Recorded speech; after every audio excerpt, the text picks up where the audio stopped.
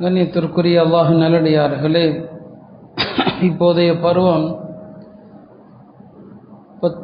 10ஆம் வகுப்பு 12ஆம் வகுப்பினுடைய தேர்வு முடிவுகள் ஒரு பக்கம் வெளியிடப்படுகிற காலம், மறுபக்கம் மதரசாக்களுடைய கல்வி ஆண்டு துவக்கமாகவும் இந்த காலம் இருந்து கொண்டிருக்கிறது.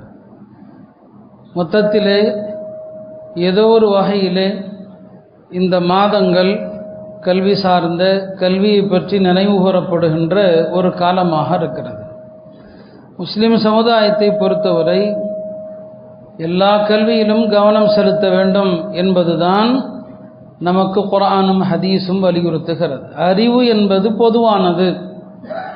அது மார்க்க அறிவாக இருந்தாலும் சரி, அல்லது உலகத்திற்கு வாழ்வதற்கு தேவையான பயனுள்ள எந்த அறிவாக இருந்தாலும் சரி, பயனுள்ள அறிவு அனைத்துமே வரவேற்கப்பட வேண்டியது. அறிவு என்பது ஒரு மோமினுடைய தவறிப்போன செல்வம். அதை தேடி பெறுவதற்கு அவர்தான் தகுதியானவர் என்று பெருமானார் ஸல்லல்லாஹு அலைஹி வஸல்லம் அவர்கள் பல ஹதீஸுகளில் சொல்லுவாங்க. குர்ஆனும் ஹதீஸும் கல்விக்கு தருகிற முக்கியத்துவத்தை நாம் பல முறை வலியுறுத்தி இருக்கிறோம்.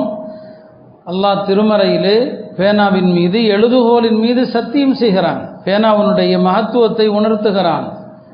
திரு குர்ஆன் இக்ரா என்றுதான் நமக்கு படி என்பதை வலியுறுத்தி சொல்லக்கூடிய வசனங்களை நாம் பார்க்கிறோம்.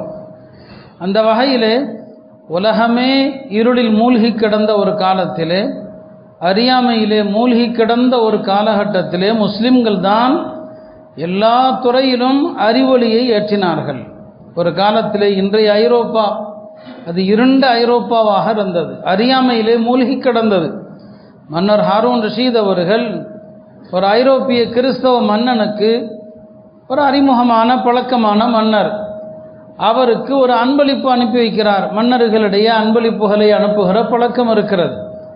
அவர் ஒரு பரிசு அனுப்புகிறார். அந்த காலத்தினுடைய ஒரு கடிகாரம், அது அந்த காலத்தில் எப்படி இருந்ததோ தெரியாது, கையில் அணிகிற ஒரு கடிகாரத்தை அனுப்புகிறார். அந்த மன்னர் அதை பார்த்து கொண்டு ஆச்சரியப்படுகிறார். இது என்னவாக இருக்கும் என்று கூட அவருக்கு தெரியல. அப்போதெல்லாம் ஆலோசனைகள் மத குருமார்களிடம் கேட்பான். அவர் கிறிஸ்தவ பாதிரியார்களை எல்லாம் கூப்பிட்டு அந்த கடிகாரத்தை காட்டுறாரு. இது என்னவா இருக்கும் சொல்லுங்க அப்படிங்கிறார். அவங்க சொன்னாங்க, அதில் சுத்துகிற அந்த முள்ளையெல்லாம் பார்த்து சொன்னாங்க, இது ஏதோ ஜின்னாக ஏதோ பூதமாக இருக்கும் போல் தருது. இதை பார்த்தா இது மன்னர் ஹாரூன் ரஷீதுக்கு உங்களுடைய ரகசியங்களை எல்லாம் எடுத்து செல்வதற்காக அவர் அனுப்பிய ஒரு ஜின்னு மாதிரி தெரியுதுன்னு சொல்லி, அதனால் இதை வச்சுக்காதீங்க, உங்களுக்கு ஆபத்துன்னு சொல்லி, இந்த மன்னரும் அந்த கடிகாரத்தை அவங்க சொன்னதை கேட்டு போட்டு உடைச்சாராம். இது எதை காட்டுது? அவர்கள் எந்த அளவுக்கு அறியாமையில் இருந்தாங்க.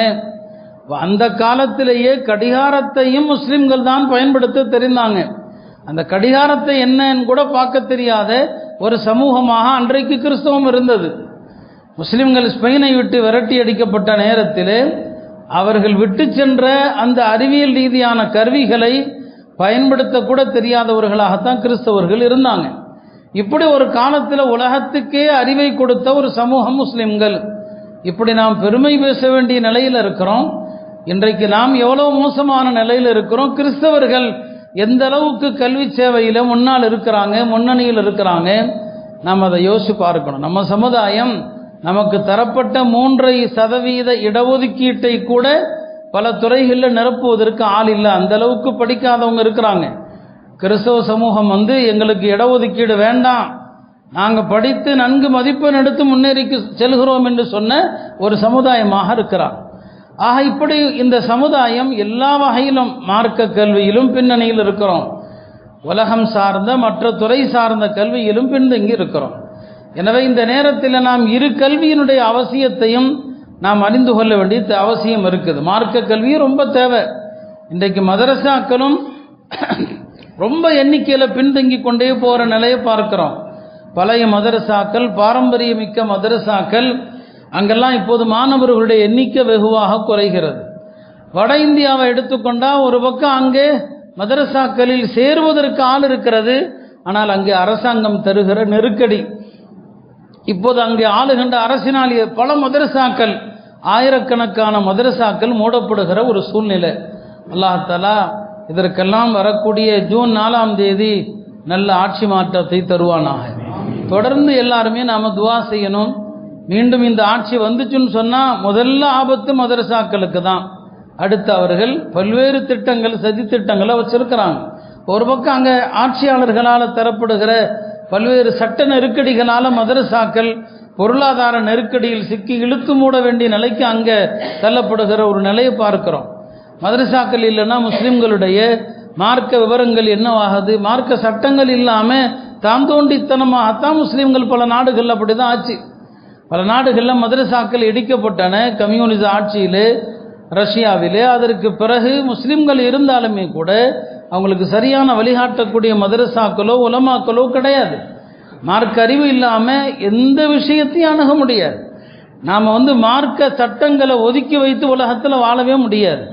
எல்லா நிலைகளிலும் மார்க்க சட்டம் தேவை. வெறும் தொழுகைக்கு மட்டுமல்ல, வியாபாரத்திற்கும் மார்க்கம் தெரியணும். ஒரு கணவன் மனைவி குழந்தையோடு இருக்க பிரிஞ்சிடறாங்க தலாக்கின் மூலமாக. இந்த பிரிந்து விட்ட தம்பதியர்கிட்ட அந்த குழந்தைகள் யார்கிட்ட இருக்கணும்? பருவமுடையாத சின்ன குழந்தைங்க. அதுக்கு மார்க்க சட்டம் தேவை. இந்த குழந்தையை தாய் வளர்க்கணுமா, தந்தையின் பொறுப்பில் விட வேண்டுமா? யாரிடத்தில் அந்த குழந்தைகள் இருப்பது? அந்த குழந்தைகளுக்கான கல்வி, அந்த குழந்தைகளுக்கான உணவு பொறுப்பு யாரை சார்ந்தது? எல்லாம் மார்க்கம் தேவை. மார்க்கத்தில் ஒவ்வொன்றுக்கும் தனித்தனி பாடங்களே இருக்கிறது. கணவன் மனைவி பிரிந்தால் ஹதானத், குழந்தையை யார் வளர்ப்பது, அதுக்கு மார்க்கம் இருந்தால் தான் சொல்ல முடியும். இதெல்லாம் இன்னைக்கு கட்ட பஞ்சாயத்து செஞ்சு வச்சிடறாங்க. யாராவது ஊரில் 4 பேர் சேர்ந்து பிரித்து குழந்தை இவங்கள்ட்ட இருக்கணும் அவங்கள்ட்ட இருக்கணும். மார்க்கம் என்ன சொல்கிறது அது நாம் தெரியறது இல்லை. மார்க்கம் தெரியலைன்னா தொழுகையும் போயிடும். மார்க்கம் தெரியலைன்னா குடும்ப வாழ்க்கையும் அழிஞ்சிரும். மார்க்கம் தெரியலைன்னா வியாபாரமும் போயிடும். எல்லாமே வீணாக போயிடும் இல்லையா? இப்போ ஜக்காத்து இருக்குது. சட்டம் தெரியாமல் ஜக்காத்து கொடுத்தா நீங்கள் ஜக்காத்து கொடுத்தும் கூட செல்லாமல் போயிடும். இப்போ நம்ம ரமதானில் கூட அதை பற்றி பேசியிருந்தோம். இப்போ அதில் ஒரு சட்டம் சொன்னோம், ஜக்காத் என்பது தகுதியானவர்கள் கையில் கொடுக்கப்படணும். அவங்க கையில் கொடுத்தா தான் ஜக்காத். ஒருத்தர் கடனாளியாக இருக்கிறார், கடன் பட்டிருக்கிறார், அவர் கடன் கொடுக்கணும். இப்போ நாம அந்த கடன் பட்டிருக்கிற ஏழையினுடைய கையில் கொடுத்து உன் கடனை அடைச்சிருப்பான்னு கொடுத்தாதான் ஜக்காத்து கூடும். அதுக்கு பதிலாக இவர் யார்கிட்ட கடன் வாங்கியிருக்கிறாரோ அவர்கிட்ட போய் நான் ஜக்காத்து கொடுக்குறேன், இன்னார் உங்களுக்கு தர வேண்டிய அந்த கடனை உங்கள் கையில் ஜக்காத்தா கொடுக்குறேன்னு கொடுத்தா ஜக்காத்து செல்லாது. ஒரு சகோதரர் அப்படி கொடுத்து விட்டு என்கிட்ட கேட்குறாரு, நான் நேரடியாக கொடுக்காம எங்கே கடன் வாங்கினாரோ அங்கேயே கொடுத்துட்டேன்னு சொல்லி. இப்போ ஜக்காத்து கூடுமா? செல்லாது. இப்போ எதனால் இந்த விபரீதங்கள் ஏற்படுது? மார்க்க சட்டம் தெரியாததுனால. இப்போ பெண்களுக்கு மாதவிடாய் காலத்தில் தொழுகை இல்லை. மாதவிடாய் என்பது ஒரு பெண்ணுக்கு குறைஞ்சபட்சம் 3 நாள், அதிகபட்சம் 10 நாள். 10 நாளைக்கு மேலே ஒரு பெண்ணுக்கு இரத்தப்போக்கு இருந்தால் மார்க்க அதை நோயின்னு சொல்லுது. அது நோய், மாதவிடாய் அல்ல. 10 நாளைக்கு மேலே போனால் அவளுக்கு தொழுகை உண்டு, அவளுக்கு நோன்பு உண்டு, எல்லா வணக்கமும் அவள் செய்யணும். சுத்தமாக இருக்கிற பெண்கள் செய்கிற மாதிரியே செய்யணும். இப்போ சஹாபாக்களுடைய காலத்திலேயே சில பெண்கள் நினச்சாங்க இதுவும் மாதவிடாயின்னு சொல்லி. அபூ சுஃபியானுடைய மனைவி ஹிந்த் இருக்கிறாங்களே, அந்த பெண்ணுக்கு அந்த மாதிரி தொடர்ந்து இரத்தப்போக்கு ஏற்பட்டது மாத கணக்கில்.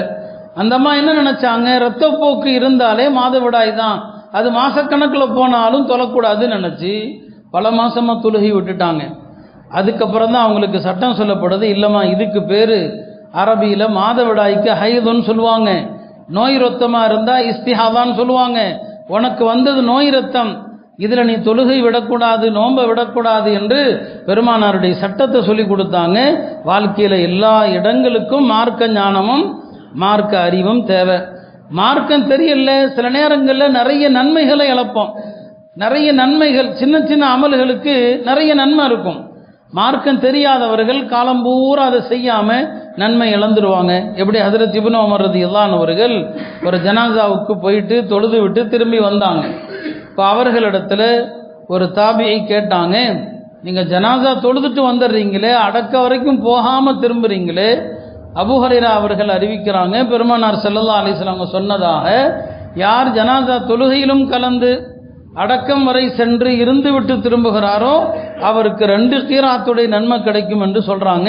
நீங்கள் தொழுதுட்டு வந்துடுறீங்களேன்னு சொல்லி அவங்க சொன்னாங்க. அப்படியே அபூ ஹுரைரா அறிவிக்கிறாங்க, எனக்கு இத்தனை நாளாக தெரியாதே, நான் ஜனாசா தொழுதுட்டு வந்துடுறேனே, தொழுதுட்டு திரும்பினா 1 கீராத்து தான் நன்மையாம், நீங்கள் அடக்க வரைக்கும் போயிட்டு வந்தால் 2 கீராத்து நன்மைன்னு அபூ ஹுரைரா சொல்கிறாங்க, நீங்கள் தொழுதுட்டு வந்துடுறீங்களேன்னு சொல்லி. இதை உறுதிப்படுத்துவதற்காக இப்னு உமர் ரலியல்லாஹு அவர்கள் அன்னை ஆயிஷா இடத்துல வந்து கேட்டாங்க, என்ன அன்னை அவர்களே, அபூ ஹுரைரா இப்படி அறிவிக்கிறாங்களே, அதை பற்றி நீங்கள் என்ன சொல்கிறீங்கன்னு சொல்லி. அவங்க சொன்னாங்க, ஆமாம் உண்மைதான், பெருமானார் ஸல்லல்லாஹு அலைஹி வஸல்லம் அவங்க சொன்னது உண்மை. ஒருவர் ஜனாதா தொழுது விட்டு வந்தால் ஒரு நன்மை, அடக்க வரைக்கும் போயிட்டு வந்தால் 2 கீராத்து நன்மை. அப்போ அவருக்கு கொஞ்ச நாளாக அந்த ஹதீஸ் தெரியல. அவங்க சொன்ன அற்புதமான வார்த்தையை பாருங்க, லக்கத் ضيعنا قراريط كثيرة. இத்தனை நாளாக எனக்கு இந்த ஹதீஸ் தெரியாமல் போனதுனால பல கீராத்து நன்மையை நான் வீணாக்கி விட்டேனேன்னு சொல்லி ஹஜ்ரத் இப்னு உமர் அழுதாங்க. பாருங்க, பெருமானார் காலத்தில் வாழ்ந்த ஒரு தோழருக்கு கூட ஒரு அமல் தெரியாம அந்த அமல் சில காலங்கள் செய்ய முடியல, அவர் நினைச்சு வருத்தப்படுறாரு. இப்படி எத்தனை அமல்களை நாம வீணாக்கி இருக்கிறோம். அதை கேள்விப்படுகிற போது இத்தனை காலமா செய்ய முடியாம போச்சுன்னு வருத்தப்படுகிறோமா? இல்லை. இப்போ மார்க்கம் தெரியலன்னு சொன்னா நிறைய நன்மைகளை இழக்க வேண்டியது இருக்கும். மார்க்கம் தெரியலன்னு சொன்னா சட்டங்களை தவறாக பயன்படுத்திடுவோம். அது ஜக்காத்தா இருக்கலாம், நிக்காஹா இருக்கலாம், தலாக்கா இருக்கலாம். எல்லா விஷயத்திற்கும் மார்க்கம் தேவை. மார்க்கம் இல்லைன்னா பெரிய இழப்பு தான். அதனால மார்க்க கல்வியும் அவசியம். எனவே குழந்தைகளை வீட்டில் ஒரு ஆலிமா உருவாக்குறது, மதரசால ஹாஃபிதாக்குறது, சிறந்த ஆலிமா உருவாக்குறது, மார்க்க கல்வியினுடைய உயர்கல்வி வரைக்கும் பிள்ளைங்களை படிக்க வைக்க வேண்டிய ஒரு காலம் இது. அதனுடைய தேவை ரொம்ப இருக்குது. மார்க்க கல்வி இல்லாத எல்லாம் இப்போ நாம வாழ்கிற காலத்தில் எத்தனையோ புதிய புதிய சட்டங்கள் வருகிற காலம் இது. புதிய சட்டம் இப்போ செயற்கை முறையில் கருத்தரிக்கிறான். மார்க்கம் என்ன சொல்லுது? இப்போ அதுக்கு மார்க்கத்தினுடைய ஆழமான அறிவு தேவை. இந்த மாதிரியான விஷயங்களுக்கு மேலோட்டமாக படித்தா கூட பதில் சொல்ல முடியாது. இந்த செயற்கை முறை கருத்தரிப்பு குறித்து நம்முடைய முன் வாழ்ந்த ஃபுகஹாக்கள், சட்ட மேதைகள் அவங்க என்ன சொல்றாங்க? கிதாபுகளில் அதை பற்றியும் இருக்குது. அந்த காலத்தில் அந்த கிதாபுகளில் அந்த விஷயத்தை எல்லாம் ஏன் சொன்னாங்க அப்படின்னு நமக்கு ஆச்சரியமா இருக்கும். ஒரு ஆணுடைய விந்த தனியாக எடுத்து அதை அவனுடைய மனைவியினுடைய கருப்பை பையில செலுத்துவது குறித்து அந்த காலத்திலே எழுதியிருக்கிறாங்க. அப்போ அந்த சட்டங்களை வைத்து இன்றைய செயற்கை முறை கருத்தரிப்பினுடைய சட்டத்தை உலமாக்கல் சொல்வதை நம்ம பார்க்கிறோம். அருமையானவர்களை, இப்படி எல்லா விஷயங்களுக்கும் மார்க்க கல்வி தேவை.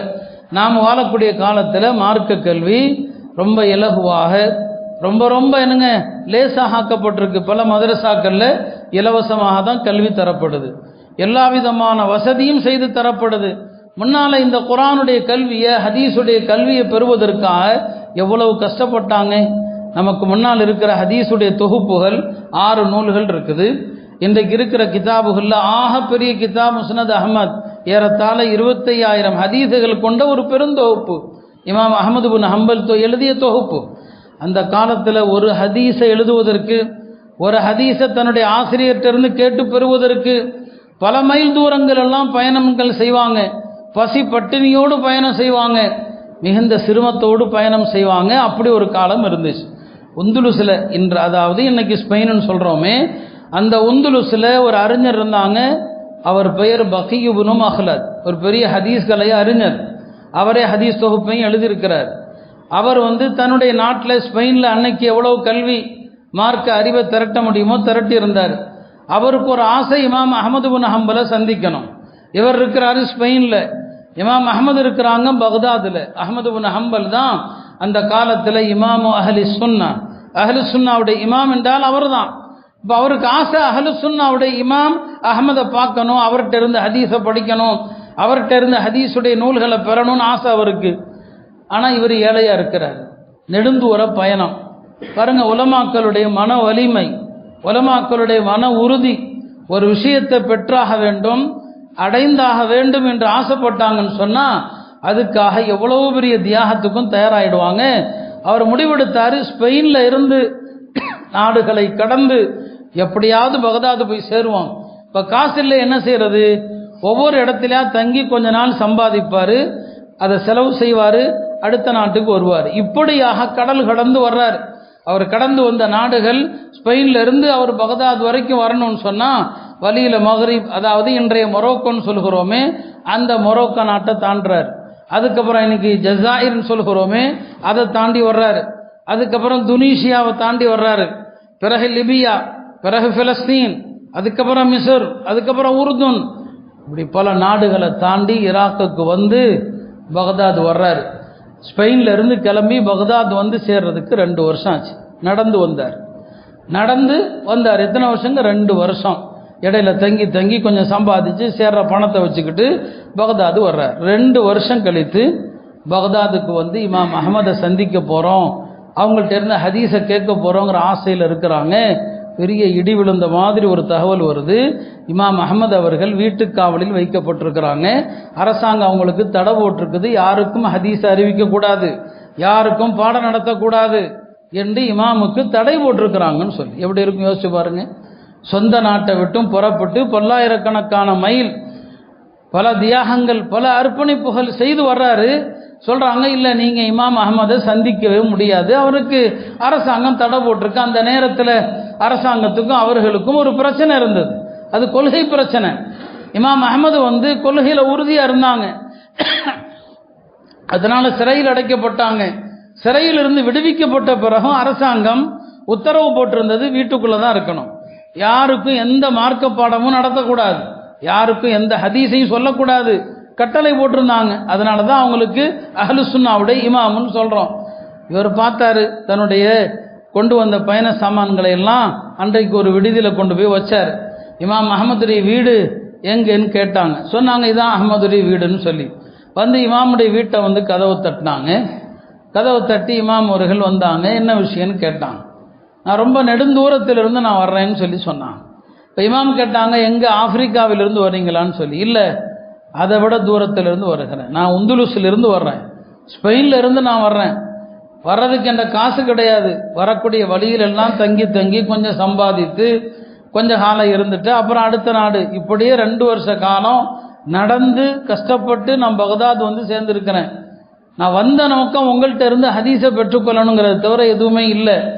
இப்போ வந்து கேட்டால் இந்த மாதிரி சொல்கிறாங்களேன்னு சொல்லி இமாம் கேட்டாங்க, என்னை பற்றி உங்களுக்கு சொன்னாங்களா மக்கள்னு சொல்லி. ஆமாம் சொன்னாங்க, நீங்கள் ஹதீஸை அறிவிக்கக்கூடாது, பாடம் நடத்தக்கூடாது, தடை விதிக்கப்பட்டிருக்குதுன்னு சொல்கிறாங்களேன்னு சொல்லி. இப்போ இமாம் சொன்னாங்க, இவ்வளவு கஷ்டப்பட்டு வந்திருக்கிறீங்க, அரசாங்கம் எனக்கு தடை போட்டிருக்குது, நான் அதை மீறவும் முடியாது. இப்போ நீங்கள் ஒரு அறிஞர், ஒரு ஆலிம், ஒரு மாணவர் என்று தெரிஞ்சால் என்னை வர்றது அரசாங்கத்துக்கு சந்தேகத்தை ஏற்படுத்தும், நீங்கள் என்னை படிக்க தான் வர்றீங்கன்னு சந்தேகத்தை ஏற்படுத்தும். அது அரசுக்கு தெரிந்தால் எனக்கும் பிரச்சனை, உங்களுக்கும் பிரச்சனை. அதனால் 2 பேரும் சேர்ந்து பாருங்கள், கல்விக்காக தந்திரம் செய்கிறாங்க. நாம் மார்க்கத்தை ஏமாத்துறதுக்கு தந்திரம் செய்வோம், ஒரு ஹராம ஹலால் ஆக்கிறதுக்கு தந்திரம் செய்வோம். அவங்க கல்விக்காக 2 பேரும் சொல்கிறாங்க, சரி நான் சொல்கிற மாதிரி செய்யுங்க, உங்களுக்கு டெய்லி நான் ஒரு ஹதீஸோ 2 ஹதீஸோ உங்களுக்கு நான் எப்படி அது கற்றுத்தருகிறேன், என்ன சொல்லுங்கள் இமாமின்னு சொன்னாங்க. நீர் வந்து ஒரு ஆலிமாக மாணவராக காட்டிக்க வேண்டாம், ஏன்னா நீ வெறியுளுக்காரர் தான், யாருக்கும் நம்ம தெரியாது, அவர் ஸ்பெயினில் இருந்து வந்திருக்கிறார், உன்னை யாருக்கு தெரிய போது தெரியாது. நீங்கள் இந்த நாட்டில் யாசிப்பவர்கள் பிச்சை எடுக்கிறாங்க இல்லையா, அந்த பிச்சை எடுக்கிறவங்களுடைய துணியை போட்டுக்குங்க. பிச்சை எடுக்கிறவங்க தலையில் ஒரு துண்டு கட்டுவாங்க, அதை பார்த்தாலே ஒரு பிச்சைக்காரன் தெரிஞ்சிடும். அந்த பிச்சைக்காரங்களை மாதிரி தலையில் நீயும் ஒரு துண்டை கட்டிக்க. தினசரி என் வீட்டில் வந்து யாசகம் கேட்குற மாதிரி நெல், நானும் கதவை திறந்து கொஞ்சம் ரொட்டி தருவேன், அந்த ரொட்டியோடு சேர்த்து 2 ஹதீஸையும் எழுதி தருவேன், இப்படி என்னை படிச்சுக்கன்னு சொல்லி. அவரும் தினசரி என்ன செய்வார்னா பிச்சைக்காரர் மாதிரி வருவார், தலையில் ஒரு துண்டை கட்டிட்டு வருவார். இமாம் அஹமதுடைய வீட்டு முன்னால் வந்து நின்று, அந்த காலத்தில் பிச்சை எடுக்கிறவங்க ஒவ்வொருத்தரும் ஒவ்வொரு மாதிரி அழைப்பாங்க இல்லையா, வந்து கூப்பிடும்போது ஒவ்வொருத்தரும் ஒவ்வொரு மாதிரி. அங்கே பகதாதில் பிச்சை எடுக்கிறவங்க அவங்க சொல்லுவாங்க, அல் அஜர் ரஆக்குமுல்லாஹ், அல்லாஹ் உங்களை பாதுகாக்கட்டும், உங்களுக்கு கூலி கிடைக்கும், பிச்சை போடுங்க அப்படின்னு சொல்லுவாங்க வீட்டு முன்னால் வந்து நின்று. அவரும் என்னன்னா வீட்டு முன்னால் வந்து நின்று, அல் அஜர் ரஆக்குமுல்லாஹ், உங்களுக்கு கூலி கிடைக்கும், ஏதாவது பிச்சை இருந்தால் போடுங்கன்னு சத்தம் போடுவார். இமாம் அஹமது கதவை திறப்பாங்க, உள்ளே கூப்பிடுவாங்க, ஒரு ரொட்டி துண்டும் அதில் 2-3 ஹதீஸையும் எழுதி வச்சு கொடுத்து அனுப்பிடுவான். இப்படியே பல நாட்கள் ரொட்டி துண்டோடு ஹதீஸும் இருக்கும். சாப்பிட்றதுக்கு ரொட்டி, ஹதீஸு, கல்வி. ஒன்று உடலுக்கான உணவு, இன்னொன்று ஆன்மாவுக்கான உணவு, 2ஐயும் கொடுப்பாங்க. அவர் தான் இருக்கிற இடத்துல போய் அந்த ஹதீஸை படிச்சுக்குவார், அந்த ஹதீஸை மனப்பாடம் செய்வார், அதை எழுதி வச்சுக்குவார். இப்படியே பல காலங்கள் ஓடுது. இமாம் அஹமதை எதிர்த்து வந்த அரசர் இறந்து அதற்கு பிறகு ஹலீஃபா முத்தவக்கில் வர்றார். ஹலீஃபா முத்தவக்கில் அவர் ஆட்சிக்கு வந்ததுமே இமாம் அஹமது மீது போடப்பட்டிருந்த எல்லா தடைகளை நீக்கிறார், எல்லா கட்டுப்பாடுகளை நீக்கிறார். இமாம் அஹமதை பார்த்து சொன்னாங்க, எனக்கு முன்னால் இருந்தவங்களாம் உங்களுக்கு அநியாயம் பண்ணிட்டாங்க, இனிமேல் நீங்கள் மஸ்ஜிதுக்கு வாங்க, மாணவர்களுக்கு தாராளமாக ஹதீஸை சொல்லுங்கள், எல்லாருக்கும் எல்லா விஷயத்தையும் கற்றுக் கொடுங்க, எந்த தடையும் இல்லைன்னு சொல்லிட்டாங்க. இமாம் அஹ்மது பின் ஹம்பல் பல வருடங்களுக்கு பிறகு மஸ்ஜிதுக்கு வர்றாங்க. இமாம் அஹமது அவர்கள் மக்களால் நேசிக்கப்பட்ட ஒரு மாபெரும் தலைவர், சாதாரணமான ஆள் இல்லை, பல்லாயிரக்கணக்கான மாணவர்களை கொண்டவங்க. மஸ்ஜிதுக்கு வந்தால் அவங்கள்ட்ட படிக்கிறதுக்கு மக்கள் இப்போ தடை நீங்கிடுச்சு இல்லையா, கூட்டம் கூட்டமாக வர்றாங்க. இமாம் அஹமது அவர்கள் தன்னுடைய பழைய மாணவர்கள், நெருக்கமான மாணவர்கள் எல்லாரும் இருக்கவே, இந்த உந்துலுஸ்லேருந்து ஸ்பெயின்லேருந்து வந்தாரே பக்கீ இப்னு மக்லத், அவரை கூப்பிட்டு தனக்கு அருகில் வைத்து தன்னுடைய எல்லா மாணவர்களையும் பார்த்து சொல்லுவாங்க, ஹாதத்தில் மீது ஹக்கன், பார்க்குறீங்களே இவர் தான் உண்மையான கல்வியை தேடக்கூடிய மாணவர், நீங்கள்லாம் உண்மையான கல்வி தேடக்கூடியவர் அல்ல. இவர் எங்கிருந்து வந்தார் தெரியுமா? அவருக்கும் தனக்குமான உறவை சொல்கிறாங்க. இவர் வந்து எத்தனை நாள் ஆச்சு, எங்கிருந்து வந்தார், எவ்வளவு சிரமப்பட்டு வந்தார், அவர் வந்த நோக்கம் என்ற ஹதீஸை படிக்கணுங்கிறது தான், நான் அவருக்கு ஹதீஸை எப்படி கொடுத்தேங்கிற கதையெல்லாம் சொல்லி அப்படிப்பட்ட மாணவர் என்று தனக்கு பக்கத்தில் வச்சுக்கிட்டான். ஒரு நாள் தன்னுடைய மஜ்லிஸில் இமாம் அஹமது பார்க்குறாங்க, இந்த உந்துலுஸ்லேருந்து வந்த மாணவரை காணோம். பக்கீ இப்னு மக்லத் சபையில் இல்லை. என்னப்பான்னு விசாரிச்சாங்க, இல்லை நோயினால் படுத்திருக்கிறாருன்னு சொல்லி. உடனே இமாம் அஹமது எஞ்சிட்டாங்க. அவர் தங்கி இருக்கிற விடுதியை நோக்கி போகிறாங்க. இமாம் அஹமது போனாங்கன்னா பின்னால் ஆயிரக்கணக்கான மாணவர்களும் போவாங்க. அந்த விடுதிக்காரர் பார்க்குறாரு, இமாம் அஹமது பின் ஹம்பல் வந்திருக்கிறாங்க, அஹ்லு சுன்னாவுடைய இமாம் வந்திருக்கிறாங்க. பின்னால் பார்த்தா பெரிய மாணவர் கூட்டமே இருக்குது. நம்ம விடுதிக்கு எதுக்கு வந்திருக்கிறார் இமாம் அஹமத்? விசாரிச்சா எல்லாரும் சொன்னாங்க, இங்கே தங்கியிருக்கிறார் இல்லையா ஸ்பெயின்லேருந்து வந்த ஒருத்தர், அவரை நலம் விசாரிக்க இமாம் வந்திருக்கிறாங்கன்னு சொல்லி நலம் விசாரிக்க வந்திருக்கிறாங்க. இமாம் அஹமது பின் ஹம்பல் உள்ள போகிறாங்க. பக்கீ இப்னு மக்லத் இடத்துல விசாரிக்கிறாங்க. அல்லாஹ் உமக்கு ஆஃபியத்தை தரட்டும், சிஹத்தை தரட்டும் என்று துவா செய்கிறாங்க. பிறகு சில அறிவுரைகள் செய்கிறாங்க. நோய்வாய்ப்பட்டிருக்கிற காலம், ஆரோக்கியமான காலம், அதை பற்றி எல்லாம் சில அறிவுரைகள் செய்கிறாங்க. என்ன ஆச்சரியம், இமாம் சொல்லக்கூடிய ஒவ்வொரு வார்த்தையையும் பின்னால் வந்த கூட்டம் சும்மா வரல, கையில் பேனாவோட பேப்பரோட வந்திருக்குது. அந்த காலத்தில் அறிஞர்கள் பின்னால் இருக்கிற கூட்டம் எப்போதுமே அறிஞர்கள் என்ன சொன்னாலும் எழுதுறதுக்கு ஒரு கூட்டம் இருக்கும். இப்போ இருக்கிற மாதிரி இமாம்கள்லாம் பறக்கத்து தான், துவா ஓத சொல்லுவோம், ஓத சொல்லுவோம், அதுதான். அங்கே இமாம் அஹமதுக்கு பின்னால் நிற்கிற கூட்டம் அவங்க நலம் விசாரிக்க வந்திருக்கிறாங்க. வந்த எல்லாருமே பேனா பேப்பரோடு நிற்கிறாங்க, இமாம் சொல்லக்கூடிய வார்த்தையை பூரா எழுதுறாங்க. இமாம் சந்தித்து விட்டு திரும்பிய பிறகு அந்த விடுதிக்கு சொந்தக்காரர் பக்கீ இப்னு மக்லத்ட்ட வந்து, எப்பா ஒன்றை சாதாரண ஆளுன்னு நினச்சிட்டோம், எல்லாரும் 10-11 ஒன்றை நினச்சிட்டோமப்பா, அஹ்லு சுன்னாவுடைய இமாம், பல்லாயிரக்கணக்கானவர்களுடைய உஸ்தாத் இமாம் அஹமது ஒன்றை சந்திக்க வராருன்னு சொல்லி அந்த விடுதியில் இருந்த எல்லாரும் இப்போ அவருக்கு பணிவிடை செய்ய ஆரம்பிச்சிட்டாங்க. கல்வி மனிதனை உயர்த்துகிறது. அதுக்கப்புறம் இமாமுடைய சபைக்கு போனார், படித்தார். சொல்ல வந்தது என்ன, அந்த காலத்தில் ஹதீஸை கற்றுக்கொள்வதற்காக, ஹதீஸை திரட்டுவதற்காக எவ்வளவு நெடுந்தூர பயணங்கள், எவ்வளவு தியாகங்கள், எவ்வளவு அர்ப்பணிப்புகள். இதனால தானே அந்த காலத்து மக்கள் உயர்ந்து நின்றதுக்கான காரணம் தானே. இந்த காலத்தில் எல்லாருமே கல்வியை மதிச்சாங்க. மன்னர் ஹாரூன் ரஷீத் அவர்கள், அக்காலத்து அரசர்களும் ஹதீஸுடைய சபையில் போய் உட்காருவாங்க. ஹாரூன் ரஷீத் அவர்கள் ஒரு சபையில் போய் உட்கார்ந்தாங்க. அந்த சபையில் ஒரு பெரிய ஹதீஸ் கலை அறிஞர் ஹதீஸ் அறிவிக்கிறார். எங்களுக்கு இன்னார் அறிவித்தார்னு சொல்லிட்டு வரார். ஹதீஸ் அப்படி தான் அறிவிப்பாங்க. ஹத்தஸனா ஃபுலான், இன்னார் எங்களுக்கு சொன்னார் அப்படின்னு சொல்லுவாங்க. கொஞ்ச நேரத்தில் ஹாரூன் ரஷீத் அவர்கள் தனக்கு பக்கத்தில் இருந்தவரிடத்தில் கேட்டாங்க, இதோ பெருமானாருடைய ஹதீஸுகளை அறிவித்து கொண்டிருக்கிறார் அல்லவா, இவர் சிறந்தவரா நான் சிறந்தவனா, இவர் செய்யக்கூடிய பணி சிறந்ததா நான் வகிக்கக்கூடிய ஆட்சி சிறந்ததான்னு கேட்குறார். கூட இருந்தவர் சொன்னார், இதில் என்ன சந்தேகம் இருக்குது, நீங்கள் தான் சிறந்தவர், நீங்கள் மன்னராக இருக்கிறீங்க, மக்களுடைய விவகாரங்களை பார்க்குறீங்க, ஒரு பெரிய நாட்டை நிலப்பரப்ப ஆட்சி செய்கிறீங்க, நீங்கள் தான் சிறந்தவர்னு சொல்லி. ஹாரூன் ரஷீத் சொன்னாங்க, இல்லைப்பா, இந்த சொல்லிட்டு இருக்கிறார் இல்லையா, பெருமானார் சொன்னாங்கன்னு சொல்லிட்டு இருக்கிறார் இல்லையா, இவர் தான் சிறந்தவர். யார்? மன்னர் சான்று கொடுக்கிறார் உலமாக்களுக்கு. இன்னைக்கு உலமாக்களை நாம் மதிக்கிறது இல்லை, அவங்களுக்கான உரிமையை தர்றது கிடையாது. ஹாரூன் ரஷீத் சொன்னாங்க, இல்லைப்பா இவர் தான்ப்பா சிறந்தவர், பெருமானார் சொன்னாங்கன்னு ஹதீஸை வாசிக்கிறாரா, இவர் தான் சிறந்தவர்.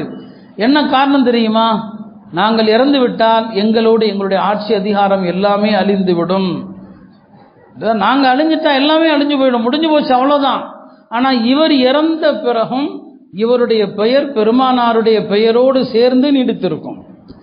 இவர் அறிஞர், இவர் பெருமானாருடைய ஹதீஸுகளை சொல்லக்கூடிய அறிஞர் இவர். நாங்கள் இறந்துருவோம், நாங்கள் இறந்துட்டா எல்லாம் இறந்து போயிடும். ஆனால் இந்த அறிஞர்கள் இருந்தாங்கன்னு சொன்னால் அவங்க உலமா பாக்கூனமா பக்கிய தஹர், உலமாக்கள் காலம் முழுக்க நிலைத்திருப்பாங்க. இவர் பெருகியாமத்து வரைக்கும் இருக்கும். இப்பயும் நாம மார்க்கத்திற்காக சேவை செய்த உலமாக்களை பேசுறோம்னா என்ன அர்த்தம்? அந்த உலமாக்கள் இன்னும் வாழ்ந்து கொண்டு தான் இருக்கிறான். அருமையானவர்களே, மார்க்க கல்வியை அலட்சியப்படுத்தாதீங்க. நாளை மறுமை நாளில் அல்லாஹ் தஆலா தன்னுடைய குர்சியில உட்கார்ந்து அறிஞர்களை எல்லாம் அழைப்பான், உலமாக்களை எல்லாம் அழைப்பான். அழைத்து சொல்வான், அறிஞர் பெருமக்களே, நான் என்னுடைய இல்மை, என்னுடைய ஞானத்தை உங்களுக்கு நான் வழங்கியதெல்லாம் உங்களை மன்னிப்பதற்காக இன்று உங்களை மன்னித்து விட்டேன், நீங்கள் என்ன செய்தாலும் பொருட்படுத்த மாட்டேன்னு சொல்லிடுவான். உலமாக்களை அழைத்து அல்லாஹ் பெருமைப்பட்டு சொல்லுவான், உங்களுக்கு நான் என்னுடைய இல்மை கொடுத்தேன், அந்த இல்மை நான் கொடுத்தது உங்களை மன்னிப்பதற்காக. எனவே உங்களிடமிருந்து வெளியான எந்த தவறுகளையும் நான் இன்றைக்கு கண்டுகொள்ள மாட்டேன்னு சொல்லுவான். அருமையானவர்களே, அப்படிப்பட்ட பல்வேறு சிறப்புகள் அறிஞர்களுக்கும் இல்முக்கும் மார்க்கத்தில் தரப்பட்டிருக்குது. பெருமானார் ஸல்லல்லாஹு அலைஹி வஸல்லம் அவங்க எல்லா விஷயத்திலும் முன்னுரிமை யாருக்கு கொடுப்பாங்க? திண்ணை தோழர்கள், மஸ்ஜித் நபவியுடைய மாணவர்கள், இஸ்லாத்தினுடைய முதல் மதரசா அது. அந்த மதரசாவுக்கு தான் பெருமானார் ஸல்லல்லாஹு அலைஹி வஸல்லம் அவங்க தன்னுடைய மகள் ஃபாத்திமாவை விட அந்த மதரசா மாணவர்களுக்கு முக்கியத்துவம் கொடுத்தாங்க. 2 அடிமைகள் போர் கைதிகளாக கொண்டு வரப்பட்டாங்க. அந்த அடிமைகளை அன்னை ஃபாத்திமா உரிமை கேட்டு வந்தாங்க. ஏன்னா போர் செல்வத்தில் பெருமானாருடைய குடும்பத்தாருக்கு உரிமை இருக்குது. ஃபாத்திமா சொன்னாங்க, வீட்டு வேலைக்கு அந்த அடிமைகளை அனுப்புங்கன்னு சொல்லி. நபி ஸல்லல்லாஹு அலைஹி வஸல்லம் சொன்னாங்க, இல்லை, இது திண்ணை தோழர்கள், அவங்களுக்கு தேவை இருக்குது, இந்த அடிமைகளை விற்று அதை நான் அவங்களுக்கு செலவு பண்ண போறேன்னு சொன்னாங்க. அருமையானவர்களே, எனவே மார்க்க கல்வி அதுவும் ரொம்ப தேவை. ஒரு காலத்தில் கல்விக்காக லட்சக்கணக்கில் செலவு பண்ணுவாங்க. நான் லட்சக்கணக்கில்னு சொல்றது ஆச்சரியம் இல்லை. ஏன்னா அந்த காலத்தில் எவ்வளவு செலவு பண்ணாங்கன்னு பார்த்தீங்கன்னா, ஒருத்தர் சொன்னார், நான் கல்விக்காக மிஸ்ரிலிருந்து இமாம் மாலிக்கை சந்திக்க மதீனா வந்தேன், மிஸ்ரிலிருந்து மதீனா வந்து நான் சேர்ந்து அதுக்காண்டி செலவு பண்ண தொகை வந்து 1000 தீனாரும்பார். 1000 தீனாருங்கிறது என்ன? 1000 தங்க காசு. 1000 தங்க காசை இன்றைய மதிப்பில் போட்டிங்கன்னா 500 பவுனு. 500 பவுனுக்கு இன்னைக்கு எவ்வளோ காசு வரும்னு கணக்கு போட்டுக்குங்க. 1000 தீனாருங்கிறது 500 பவுன். இன்னைக்கு ஒரு பவுன் 55,000 ரூபா வந்துருச்சு. அவள் கல்விக்காக லட்சக்கணக்கில் செலவு பண்ணாங்கன்னு சொன்னேன்னா இதான் அர்த்தம். அவங்க செலவு பண்ண தொகையெல்லாம் லட்சக்கணக்கில் தீனார்களை செலவு பண்ணாங்க. இன்றைய மதிப்பில் தங்கமாக போட்டால் பல லட்சக்கணக்கில் பணம் ஆகிடும். அந்த அளவுக்கு கல்விக்கு செலவு பண்ணாங்க. நாம் கல்விக்கு செலவு பண்ண யோசிக்கிறோம், திருமணங்களுக்கு செலவு பண்ண யோசிக்கிறது இல்லை, நல்லா இருக்கிற வீட்டை இடித்து கட்டுவதற்கு நாம் யோசிக்கிறது இல்லை, ஆடம்பரமான உணவுகளுக்கு செலவு பண்ண யோசிக்கிறது இல்லை. ஆனால் கல்விக்கு மட்டும்தான் நாம் ரொம்ப யோசிக்கிறோம். தயவு செய்து கல்விக்கு செலவு பண்ண தயங்காதீங்க. கல்வியாளர்கள், கல்வி கூடங்கள் அதற்கு செலவு பண்ணுவதற்கு தயங்கக்கூடாது. அந்த அடிப்படையில் மதரசாக்களில் நம்முடைய பிள்ளைகளை ஹிஃபுது செய்வதற்கு, ஹாஃபிதுகளாக சிறந்த ஆலிம்களாக உருவாக்க நல்ல மதரசாக்களை தேர்வு செய்யுங்க. சரியான கொள்கையுடைய மதரசாக்களை தேர்வு செய்யுங்க. நல்ல மார்க்கத்தில் கல்வித்தரத்தை வழங்குகிற மதரசாவை தேர்வு செய்யுங்க. ஏன்னா இன்றைக்கு நிறைய மதரசாக்கள் உருவானாலுமே கூட பல கல்வியை கொடுக்குறோங்கிற பேரில் ஒன்றும் இல்லாமல் ஜீரோவாக தான் வர்றான். எதுவுமே கிடையாது, ஒன்றுமே தெரியறதில்லை, தீனும் இல்லை துனியாவும் இல்லை. நல்ல தரமான கல்விக்கூடங்களில் மாணவர்களை படிக்க வைங்க. கடந்த சில காலங்களில் மதரசாக்களில் மாணவர்கள் எண்ணிக்கை குறைவதற்கான ஒரு பெரிய காரணம் என்ன? சமூகத்தில் உலமாக்களுடைய பொருளாதார நிலை. அப்போ உலமாக்களுடைய பொருளாதார நிலையை பார்க்கக்கூடிய பலரும் நம்ம பிள்ளையும் ஆலிம்சாவானா ஏதோ ஒரு 10,000 ரூபா 12,000 சம்பளத்துக்கு இமாமத்தோ அல்லது ஓதி கொடுக்கவோ போவார். அப்போ உலமாக்களுடைய கஷ்ட நிலை இதை பார்த்து என்ன செய்கிறாங்க? ஓத வைக்கணும்னா பயப்படுறாங்க, மதரசால சேர்க்கணும்னா பயப்படுறாங்க. இது சமுதாயத்தினுடைய ஒரு பெரிய தவறு. மற்ற எல்லா சமூகங்களும் தன்னுடைய மத குருமார்களை எப்படி வச்சிருக்குன்னு பாருங்க. கிறிஸ்தவர்கள் அவங்களுடைய பாதிரியார்களுக்கு என்ன அந்தஸ்து கொடுத்துருக்கான்னு பாருங்க. எந்த பாதிரியாருக்கும் சொந்த வீடு இல்லாமல் இருக்காது, ஒரு கார் போன்ற வாகனம் இல்லாமல் இருக்காது. அவருக்கு வழங்கப்படுகிற குறைந்தபட்ச சம்பளத்தை பாருங்க. உலமாக்கல்ல யாருக்கு அந்த நிலை இருக்குது? விதிவிலக்காக சிலரை தவிர பார்த்தோன்னு சொன்னால் பெரும்பாலான உலமாக்களுக்கு காலம் பூரா சொந்த வீடு கிடையாது, அடிப்படை வசதிகள் கிடையாது, சிரம நிலை, இக்கட்டான நிலை. இப்படித்தான் உலமாக்களுடைய வாழ்க்கை. இது நம்ம சமுதாயத்தினுடைய பெரும் துயரம், இது கஷ்டம். அது அவங்களுடைய எல்லா தேவைக்கும் மக்கள்கிட்ட யாசிக்கணும். அவர் குடும்பத்தில் திருமணம் வேண்டாம், பணம் தனவந்தர்கள்ட்ட கேட்கணும். அவருடைய வைத்தியம் வியாதின்னு சொன்னால் காசு போய் கேட்கணும் பணக்காரங்கள்ட்ட. கேட்கிற நிலைமையில் உலமாக்கள் இருக்க வேண்டும் என்பதை தான் எல்லா பணக்காரனும் விரும்புகிறான். அவன் கேட்டுக்கிட்டே இருக்கணும், நம்மள்கிட்ட வரணும், அவருக்கு தேவையான நம்மள்கிட்ட வரணும். நிறைய சம்பளம் கொடுத்துட்டா நம்மள்கிட்ட எப்படி வருவார்? 50,000 1 லட்சம் சம்பளம் கொடுத்துட்டா வரமாட்டாங்க. உலமாக்கள் நம்மளை தேடி வர்ற நிலைமையில இருந்தாதான் அவர் கட்டுப்பாட்டோடு பேசுவார், நம்மளை தாக்கி பேச மாட்டார். இதுதான் தனவந்தர்களுடைய பொதுவான நிலை. இந்த மனோநிலை சமூகத்தில் மாறி உலமாக்களுக்கு தன்னிறைவான சம்பளம் கொடுக்கணும். அவர் தேவைக்கு அவரே யார்கிட்டையும் போகாத நிலையை உருவாக்கணும். அந்த நிலை மாறினாதான் உலமாக்கள் ஆர்வத்தோடு படிப்பாங்க. அடுத்தடுத்த தலைமுறை மார்க்க கல்வியில் ஆர்வத்தோடு வரும். அதனால் இந்த அவல நிலை சமூகத்தில் நீங்க வேண்டும். எனவே அருமையானவர்களே, குழந்தைகளை மதரசாக்களில் சேருங்க. அதே போல் இந்த மற்ற கல்வி இருக்கிறது, அதையும் படிக்க சொல்லி நாம் ஆர்வப்படுத்துகிறோம். அதையும் நாம் புறக்கணிக்க முடியாது. எல்லா துறைகளிலும் முஸ்லிம்கள் இருக்கணும். நம்முடைய உலமாக்கள் சில கல்வி ஃபர்த ஐன், இதை கற்றுக்கொள்வது கட்டாயம், எல்லாரும் படிக்கணும். சில கல்வி ஃபர்த கிஃபாயா, உம்மத்தில் சில பேராவது படிக்கணும். இமாம் கஸாலி அவர்கள் சொல்லுவாங்க, மருத்துவ கல்வி உம்மத்தில் கணிசமான சிலராவது படித்திருப்பது ஃபர்த கிஃபாயா. இப்போ எல்லா துறையுமே நமக்கு தேவை. முஸ்லிம் சமுதாயம் இந்த கல்வியை புறக்கணித்ததில் ஒரு பக்கம் மார்க்க கல்வியும் இல்லை, இந்த உலகத்துறை சார்ந்த கல்வியிலையும் நாம் இல்லை.